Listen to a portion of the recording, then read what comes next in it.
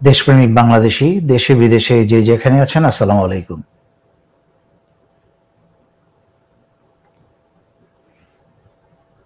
বাংলাদেশে এখন যা হচ্ছে অত্যন্ত পরিতাপের ও দুঃখজনক। বিশেষ করে সেনাপ্রধানের যেই ভূমিকা আমরা আশা করেছিলাম 5ই আগস্টের পরে, কিন্তু উনি কি ভূমিকা পালন করছেন তা আস্তে আস্তে সবার কাছে স্পষ্ট হয়ে উঠছে।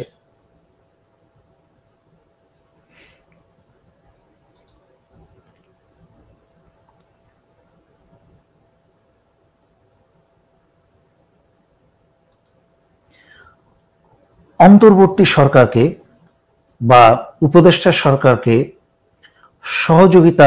পূর্ণ সহযোগিতার আশ্বাস দিয়েছেন সেনাপ্রধান। আবার তা প্রকাশ করেছে এই তত্ত্বাবধায়ক সরকারের প্রেস উইং, যা অত্যন্ত লজ্জাজনক। সেনাপ্রধান কিন্তু এই সরকারের অধীনেই একজন সরকারি চাকর। তার মানে সরকারের আদেশ ও নির্দেশ উনি পালন করতে বাধ্য। সেখানে গত 1 বছরেই উনি কয়েকবার আশ্বাস দিয়েছেন যে এই উপদেষ্টা সরকারকে তথা ডক্টর ইউনূসকে উনি সহযোগিতা করবেন। এই বারবার সহযোগিতা করার আশ্বাস দেওয়ার এই বিবৃতির মানে কি? এর মানে হচ্ছে উনি সহযোগিতা করছেন না, যা আমরা শুরু থেকেই দেখেছি। যেইভাবে সেনাপ্রধানের অজিত দোভালের নির্দেশে পরিকল্পনায় সেনাপ্রধান যেভাবে এই উপদেষ্টা সরকারকে সাজিয়েছে, আসিফ নজরুল থেকে আরম্ভ করে আরো কয়েকজন এই ভারতের প্রতিনিধিদেরকে যাদেরকে বসানো হয়েছে শুধুমাত্র যেন ডক্টর ইউনূস সরকার কোনো কাজ করতে না পারে। কিন্তু এই যে 5ই আগস্টের পরে একটা অপূর্ব সুযোগ এসেছিল জেনারেল ওয়াকারের জন্য, যে নিজের অতীত পাপ মোচন করে আবার উনার জীবন কাহিনী, উনার কর্মস্থলের কাহিনী এবং উনার সেনাবাহিনীতে উনার ইতিহাস আবার নতুন করে লিখার একটা নূতন সুযোগ, একটা নূতন অধ্যায় আল্লাহ ওনাকে দিয়েছিলেন, কিন্তু উনি তা প্রত্যাখ্যান করলেন। উনি দেশের সশস্ত্র বাহিনীর জনতার কারোর স্বার্থের কথা চিন্তা না করে উনি নিজের ব্যক্তিগত স্বার্থ এবং নিজের পরিবারের স্বার্থের কথা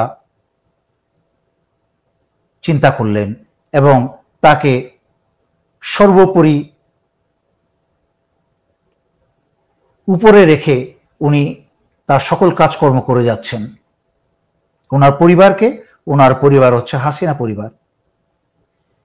ওনার বোঝা উচিত ছিল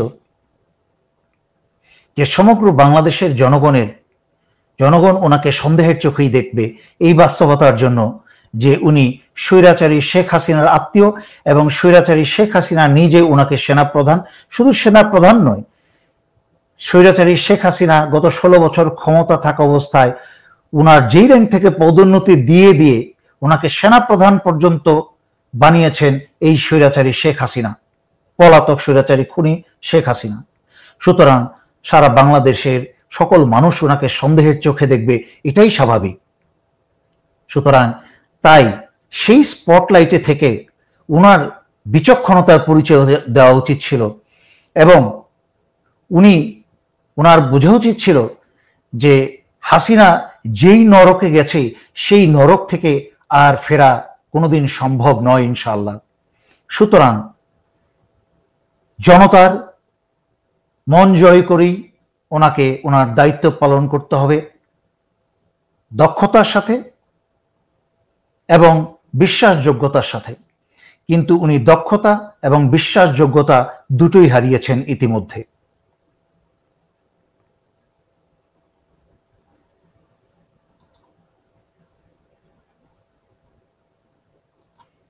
প্রশ্ন হচ্ছে, সেনাপ্রধান কেন আওয়ামীকে পুনর্বাসন করতে এত তৎপর, এত নাটক, এত খেলা?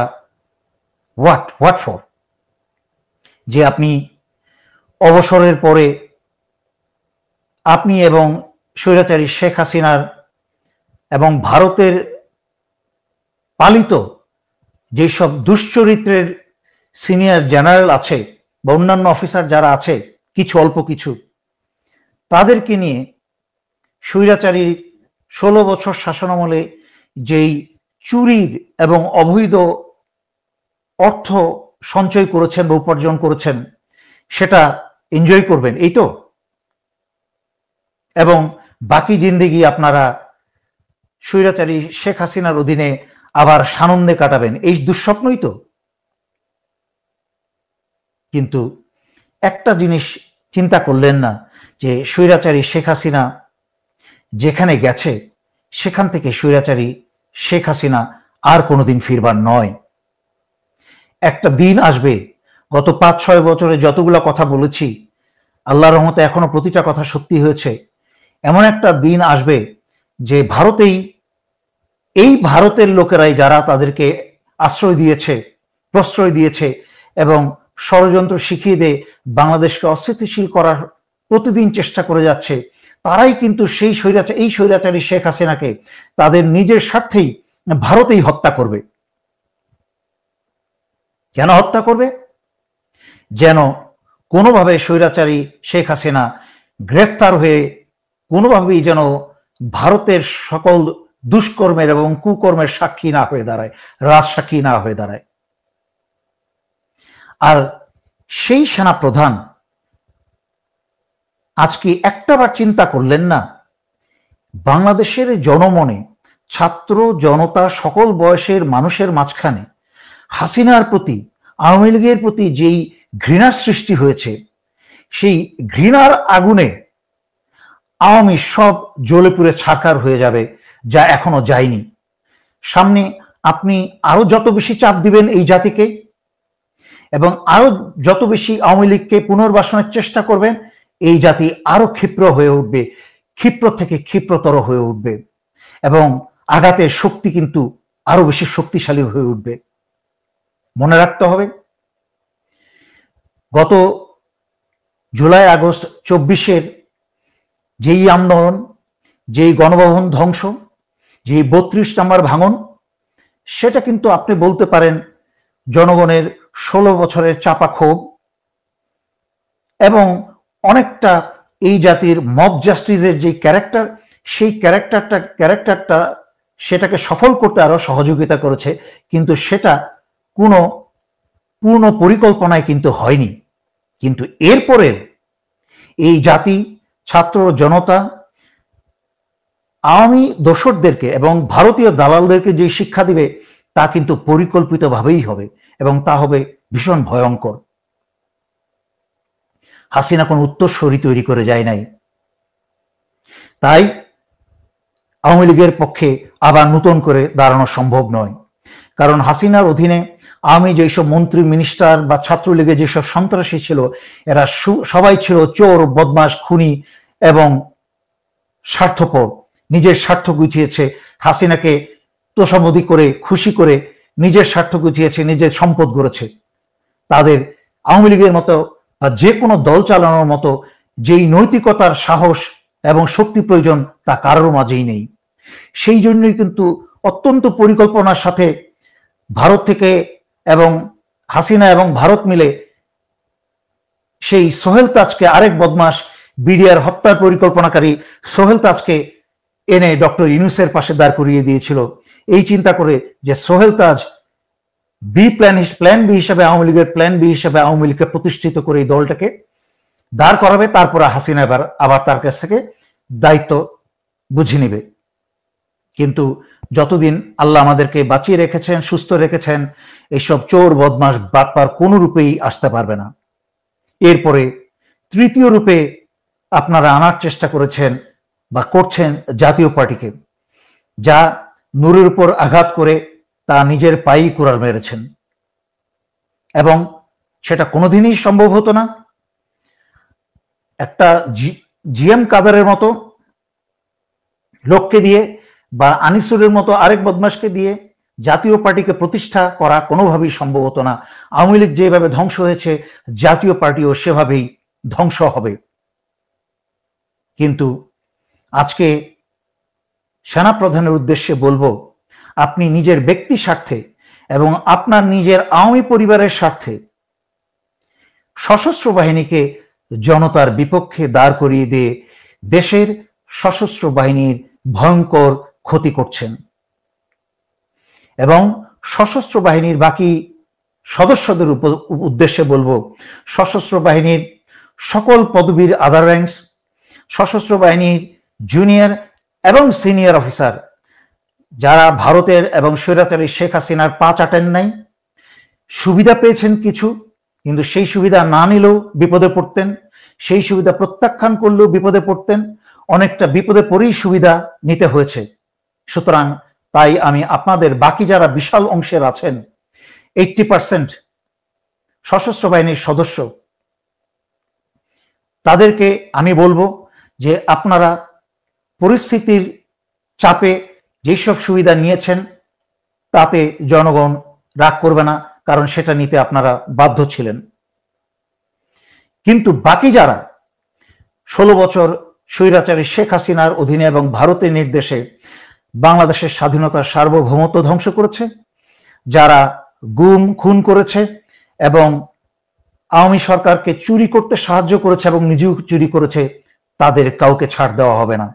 এবং সেই দেশবিরোধী শক্তিটাই কিন্তু আবার মাথাচাড়া দিয়ে উঠেছে এই বর্তমান সেনা প্রধানের নেতৃত্বে, যে কি করে ডক্টর ইউনূসকে চাপে রেখে বাংলাদেশে কোনো প্রকার আওয়ামী এবং ভারতীয় নিয়োগপ্রাপ্ত গত 16 বছরের কোনো লোকদেরকে যেন এই ডক্টর ইউনূস সরকার সরাতে না পারে, সেই ব্যবস্থা করে রেখেছে গত 1 বছর ধরে।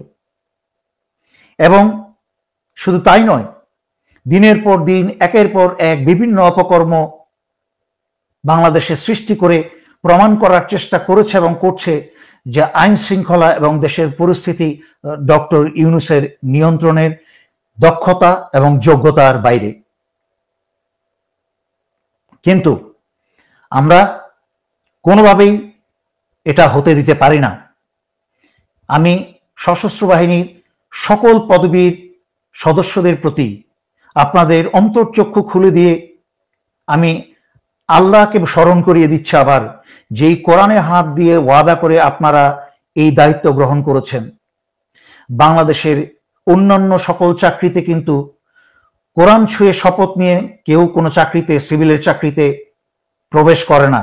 এমনকি নিজের জীবন দেওয়ার ওয়াদা করে, যে কোনো মুহূর্তে জীবন দেওয়ার ওয়াদা করে এই বাংলাদেশ সশস্ত্র বাহিনী ছাড়া বাংলাদেশে আর কোনো সিভিল প্রশাসনে কোনো চাকরিতে কিন্তু জীবন দানের কথা স্বাক্ষর করে কিন্তু কেউ চাকরিতে গ্রহণ করে না। আপনারা এরকম একটা পবিত্র দায়িত্ব আল্লাহর কোরআন হাতে নিয়ে আপনারা গ্রহণ করেছেন। আজকে জাতির সাথে, জনতার সাথে, নিজের দায়িত্বের সাথে বেইমানি করা হবে আল্লাহর সাথে বেইমানি করা। আপনাদেরকে, আমাদের সবাইকে একদিন মরতে হবে। চোখের সামনে অনেকেই মরে গেছে, আপনার কলিগ, সিনিয়র, জুনিয়র অনেক চলে গেছে, কিন্তু আপনারা যারা এখনো নিঃশ্বাস নিচ্ছেন, জীবিত আছেন, তাদের এখনো সুযোগ আছে। অতীত অপকর্ম, পাপ আল্লাহর কাছে মাপ চেয়ে, জনতার কাছে মাপ চেয়ে, আমি কোনো নাটক অভিনয় চাই না আপনাদের কাছ থেকে যে আপনারা জনতার সামনে এসে হিন্দি সিনেমার মতো হাত জোর করে এসে মাপ চান, না, তাও চাইতে হবে না। শুধু আল্লাহর কাছে ওয়াদা করে নিজ পবিত্র দায়িত্বটুকু পালন করুন। আজকে মনে রাখবেন, সেনাপ্রধান 2 দিন পরে পরে আপনাদেরকে মিটিং ডেকে, দরবার ডেকে, দেশে বিদেশে সবাইকে অনলাইনে এনে মিটিং করে অনেক মিষ্টি মিষ্টি কথা বলছে। একটা বার চোখ বন্ধ করে চিন্তা করে দেখুন, উনি কি আপনার ব্যক্তিগত এই সবার আগে এই সশস্ত্র বাহিনী, সেনাবাহিনীর, এই রাষ্ট্রের কথা চিন্তা করে কথা বলছে? না। উনি কি আপনার কথা চিন্তা করে, আপনার পরিবারের কথা চিন্তা করে এই কথাগুলো বলছে? না। উনি উনার ব্যক্তিগত স্বার্থ এবং উনার আওয়ামী পরিবারের কথা চিন্তা করে কথাগুলো বলছে। আজকে কথার কথা ধরে নিলাম, যদি উনার আত্মীয় শেখ হাসিনাকে বা আওয়ামী সরকারকে ফিরিয়ে নিয়ে আসতে পারে? আপনি কি মনে করেন 5ই আগস্টের পরে যারা স্বৈরাচারী শেখ হাসিনাকে চুপ থেকে বা ছাত্র জনতার আন্দোলনের মুখে পালাতে বাধ্য করেছিল, হাসিনা কি তাদের উপর প্রতিশোধ নেবে না? হাসিনা কি আপনার বউ বাচ্চাকে মারবে না? এখনো কি এই মহিলাকে, এই জঘন্য ভয়ঙ্কর বিষাক্ত সাপকে আপনারা চেনেন নাই? এটা হচ্ছে 1 নাম্বার। 2 নাম্বার, এই যে সেনাপ্রধান আপনাদেরকে ছাত্র জনতার বিরুদ্ধে দাঁড় করিয়ে দিচ্ছে, তার মানে কি? আপনি তো সমগ্র পৃথিবীর সামনে, সারা পৃথিবীকে সাক্ষী রেখে সেনানিবাস থেকে অস্ত্র বের করে তো ছাত্র জনতার উপর গুলি চালাতে পারবেন না। তাহলে কতক্ষণ, কোন শক্তি দিয়ে আপনারা সেনানিবাসে ক্ষমতায় টিকে থাকতে পারবেন এই হাসিনা সেনা প্রধানের নেতৃত্বে? কয়দিন পারবেন? কারণ এই দেশের ছাত্র জনতা 16 বছরের অত্যাচারে এবং জুলাই আগস্ট 2024-এর আত্মাহুতিতে এবং সংগ্রামে তারা শিখে গেছে যে কি করে যে কোনো মুহূর্তে সকলের দ্বিমতকে ভুলে গিয়ে একমত হয়ে আবার রাস্তায় নেমে যেতে পারে। তারা শিখে গেছে। তারা যদি সবাই নেমে সেনানিবাসের উদ্দেশ্যে রওনা করে কি করবেন? আপনি চিন্তা করে দেখেন। আমি বাংলাদেশের সকল পদবী সৈনিক অফিসারদের উদ্দেশ্যে বলছি, সেনাপ্রধান আপনাদেরকে এরকম ভয়ঙ্কর বিপদের মধ্যে, আপনাকে না, আপনি তো সেনানিবাসের ভিতরে থাকেন, আপনার বউ বাচ্চারা কিন্তু শহরে, বাংলাদেশের বিভিন্ন গ্রামগঞ্জে, বিভিন্ন কাজে, মার্কেটে, আত্মীয় স্বজনের বাসায় আসা যাওয়া করছে। এই সেনাপ্রধানের কারণে কি আপনাদের বউ বাচ্চা সবাই বিপদে পড়ছে না? বাংলাদেশের প্রতিটা মানুষকে আপনি কিন্তু অচিহ্নিত শত্রু বানিয়ে ফেলছেন। এই সেনাবাহিনীর প্রতিটা পরিবারের সদস্যদের, সেনা সশস্ত্র বাহিনীর প্রতিটা সদস্যের এবং তাদের পরিবারের শত্রু বানিয়ে তুলছেন এই দেশের দেশপ্রেমিক জনগণকে। তখন কিন্তু ভয়ঙ্কর বিপদ হবেন। এর থেকে কিন্তু আর ছাড়া পাওয়া সম্ভব হবে না। কারণ 2 জন 4 জন ডাক দিবে, এরপর কিন্তু মব জাস্টিসের নেশায় ছুটবে সবাই। আমি তাই দয়া করে সবার কাছে অনুরোধ করছি, সশস্ত্র বাহিনীর সকল সদস্যকে, আপনারা এই পর্যন্ত সকল কিছু স্পষ্ট। ডক্টর ইউনূসের ব্যর্থতা হচ্ছে, উনি এনজিওর নীতিতে চলছেন। এই সেনাপ্রধানের সকল অন্যায় অপরাধ জানার পরেও উনি মুখে কিছু বলছেন না, কারণ উনি এনজিও নীতিতে চলছেন। কাজও করবেন না, কিছু বলবেনও না। এখানে কিন্তু ডক্টর ইউনূসও জাতির সাথে বেইমানি করেছেন এবং করছেন, কারণ উনি এই জাতিকে স্বপ্ন দেখিয়ে এই স্থানে আজকে প্রধান উপদেষ্টা হিসাবে বসেছেন। কিন্তু কোন অধিকারে, কোন সাহসে উনি ফেব্রুয়ারিতে নির্বাচন দিয়ে জাতির সাথে তামাশা করে জাতিকে বিপদে ফেলে দিয়ে চলে যাবেন? কার কাছে ক্ষমতা হস্তান্তর করে যাবেন? সেই বিএনপির কাছে, যেই বিএনপির অর্ধেক নেতারা ভারতের কাছে বিক্রি হয়ে গেছে, যেই বিএনপি ডক্টর ইউনূস এবং এই উপদেষ্টা সরকার আসার পরপরই চুপ্পুকে সরানোতে বাধা দিয়েছে, আওয়ামী লীগকে নিষেধাজ্ঞায় দেওয়ায় বাধা দিয়েছে, জাতীয় পার্টিকে নিষেধ করায় বাধা দিয়েছে, সংস্কার করায় বাধা দিয়েছে, এমনকি ভারতের খসড়ায় তৈরি করা ডক্টর কামালের লেখা 72-এর সংবিধান, যেই সংবিধান তৈরি করা হয়েছিল ভারতের খসড়ায়, ভারতের স্বার্থ রক্ষা করতে, যেন বাংলাদেশ কোনোদিন কোমর সোজা করে মাথা উঁচু করে দাঁড়াতে না পারে, সেই সংবিধান এই বিএনপি পরিবর্তন করতে রাজি হচ্ছে না বা দিচ্ছে না। যেই ভারত 71-এর স্বাধীনতা যুদ্ধের আগে মুক্তিযুদ্ধের চেতনার ষড়যন্ত্রের স্ক্রিপ্ট পুরা লিখে ফেলেছিল, তারপরে স্বাধীনতা যুদ্ধের সূচনা করেছে। মুক্তিযুদ্ধের চেতনা শব্দটাকে এমন একটা শক্তিশালী শব্দে হিসাবে তৈরি করেছিল ভারতের যেন এই মুক্তিযুদ্ধের চেতনাকে দিয়ে বাংলাদেশের স্বাধীনতা, সার্বভৌমত্ব সব কেড়ে নেওয়া যায় এবং বাংলাদেশিদের শোষণ করে খাওয়া যায়। এবং গত 54 বছর তাই করেছে। ভারতের তাদের প্রশিক্ষণ কেন্দ্রে বাংলাদেশের মুক্তিযুদ্ধকে তারা একটা টেক্সট বুক সফলতা হিসাবে প্রতিটা কোর্সে প্রশিক্ষণে শেখানো হয়, বাংলাদেশের সফলতাকে তাদের রয়ের গোয়েন্দার সফলতা হিসাবে দেখানো হয়। অত্যন্ত লজ্জাজনক। আজকে সমগ্র বাংলাদেশ, আজকে বাংলাদেশিরাই মির্জাফর। ভারতের শয়তানের কার ক্ষমতা ছিল আমাদের ক্ষতি করার, যদি দেশের ভিতরে মির্জাফর না থাকতো? তাই ডক্টর ইউনূসকে আমি বলছি, আপনি জাতির সাথে বেইমানি করতে পারেন না। আপনি সমগ্র জাতিকে সমুদ্রে ভাসিয়ে দিয়ে গ্রামীণ ফোন, গ্রামীণ ব্যাংকের এবং নিজের আত্মীয় স্বজন, পরিচিত জনদেরকে সুবিধা দিয়ে 1 বছর আনন্দে কাটিয়ে আপনি একটা তামাশান নির্বাচন দিয়ে আপনি জাতিকে বিপদে ফেলে আপনি আবার বিদেশে চলে যাবেন, বিদেশিদেরকে, পশ্চিমাদের আপনার 3-0 গল্প শোনাতে। 86 বছর হয়েছে, কি হয়েছে? আপনাকেও ছাড়া হবে না। আপনি যদি জাতিকে বিপদে ফেলে যান, আপনার গ্রামীণ ব্যাংক এবং আপনার গ্রামীণ ফোন বাংলাদেশে টিকতে দেওয়া হবে না। সুতরাং যেই ওয়াদা করে, যেই স্বপ্ন দেখিয়ে আপনি এই চেয়ারে বসেছেন, এই চেয়ারে বসে থাকেন এবং এই চেয়ার বসে কাজ করেন এবং বাকি উপদেষ্টাকে কান ধরে কাজ করেন। আসিফ নজরুলকে লাথি মেরে বের করেন। যদি বের করতে না পারেন, জাতির সামনে ভাষণ দেন। সেনাপ্রধান 2 দিন পরে পরে সেনাবাহিনীর সকল সদস্য ভাষণ দেয়। আপনি যেই মুহূর্তে প্রয়োজন আপনি জাতির উদ্দেশ্যে ভাষণ দেন, নাম ধরে বলেন, সেনাপ্রধান জেনারেল ওয়াকার আমাকে কাজ করতে দিচ্ছে না, আমি এই সংস্কার করতে চাচ্ছি, সেনাপ্রধান জেনারেল ওয়াকার করতে দিচ্ছে না, আমি আসিফ নজরুলকে বরখাস্ত করেছি, এই দেখুন চিঠি আমার স্বাক্ষর করা, কিন্তু সেনাপ্রধান তাকে যেতে দিচ্ছে না। আমি আল্লাহর রহমতে, আল্লাহর নাম নিয়ে বলছি, লক্ষ কোটি জনতা আপনার পাশে দাঁড়িয়ে যাবে। আপনার যা ইচ্ছা, আপনি যেই সংস্কার করতে চান, আপনার সেই আদেশ যেন পালিত হয়, তা বাস্তবায়ন করার জন্য কোটি বাংলাদেশি আপনার পাশে দাঁড়িয়ে যাবে ইনশাল্লাহ। করে দেখান। বাংলাদেশে আর কোনো মির্জাফরি করতে দেওয়া যাবে না, সেইটা সেনানিবাস থেকে হোক আর সেনানিবাসের বাইরে থেকে হোক। সিভিল প্রশাসন থেকে যারা করবে তাদেরকে ঘাড় ধরে রাস্তায় নামিয়ে নিয়ে আসুন।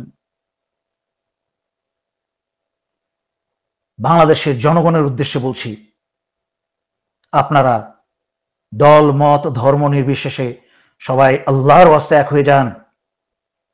এনসিপির তোমরা ডানে বামে বিভক্ত হয়ে লাফালাফি না করে, চিৎকার করে করে বক্তৃতা না দিয়ে জামাতের সাথে তোমরা একসাথে দাঁড়িয়ে যাও। রাজনীতি ভুলে যাও, নির্বাচন পরে, আগে দেশ রক্ষা করো। হাসিনার এবং ভারতের রেখে যাওয়া এইসব এজেন্টদের কাছ থেকে, এইসব সেনা প্রধানদের কাছ থেকে, এইসব সিভিল প্রশাসনের কাছ থেকে, আসিফ নজরুলদের কাছ থেকে দেশকে রক্ষা করো আগে। জামাতে ইসলাম রাজনীতি বুঝে না, কিন্তু তারা মানুষ ভালো, তারা মানুষ খারাপ না। তাদের সাথে একত্রে বসো, সেখানে কোনো রাজনীতির আলাপ করো না।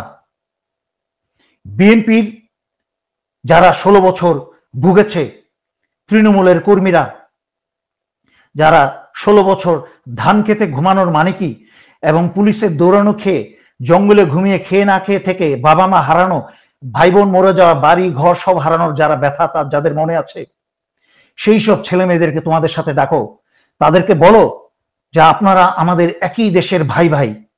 আপনি যেই রাজনৈতিক দল করেন ইচ্ছা, আপনার এনসিপিতে অংশগ্রহণ করতে হবে না, জামাতে অংশগ্রহণ করতে হবে না, আপনি বিএনপি ভালোবাসেন, বিএনপিতেই থাকেন, কিন্তু আপনার ভারতের মির্জাফর, ওই রয়ের মির্জাফর, যেই সব বিএনপির নেতারা আছে তাদের কোনো কথা শুনবেন না। তাদের কথা না শুনে, তাদেরকে অগ্রাহ্য করে আপনারা সবাই একমতে এক স্টেজে এসে বসে যান দেশ রক্ষায়। সেনাপ্রধান যতক্ষণ পদত্যাগ না করবে আমরা রাস্তা ছাড়ব না। আর আজকে যদি বিএনপির প্রতিটা সমর্থক যদি আজকে সরে দাঁড়ায় যে বিএনপির ভিতরের সংস্কার না হলে, বিএনপির ভারতের যারা দালাল আছে তাদেরকে না সরালে আমরা ততদিন বিএনপিতে যোগদান দিব না। আর বিএনপির কর্মী ছাড়া, তারেক রহমান নিয়ে আর বিএনপির নেতাদেরকে দিয়ে তো বিএনপির কোনো শক্তিই নাই, কোনো রাজনৈতিক দলও নাই, বিএনপির কোনো শক্তিও নাই। তার মানে কি দাঁড়ালো? যদি তারেক রহমান বিএনপিতে না থাকে, বিএনপির বর্তমান নেতারাও যদি না থাকে, কিন্তু বিএনপির এসব কর্মী, লক্ষ কোটি কর্মী যদি থাকে, তারপরেও কিন্তু বিএনপি বেঁচে থাকবে, বিএনপি টিকে থাকবে। তাদের মাঝখান থেকে একদিন নেতৃত্ব তৈরি হবে এবং বিএনপি সময় লাগলো এক সময় নেতৃত্বের যখনই পয়সার এবং বাইরের দেশের কোনো প্রভাব থাকবে না, তখন সততার সাথে সেই নেতৃত্বে সামনে এগিয়ে চলবে।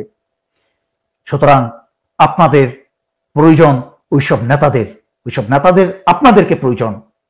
আর কিন্তু আপনারা নিজেদের পর রাস্তা হারিয়ে নেতাদের পিছনে ছুটে বেড়ান, তাদেরকে সকাল বিকাল বালতি দিয়ে তেল ঢালেন। আপনারা মনে করেন তারাই আপনাদের ভবিষ্যৎ এবং তারাই আপনাদের বিধাতা এবং ভবিষ্যৎ নির্ধারক, কিন্তু আপনারা ভুলে যান যে আপনারা ছাড়া তাদের কোনো 2 পয়সা দাম নেই। তাই আমি আমার ভিডিও আর বেশি লম্বা করতে চাই না। আমি সেনা, ছাত্র, জনতা, উপদেষ্টা সরকার সকলের দৃষ্টি আকর্ষণ করছি।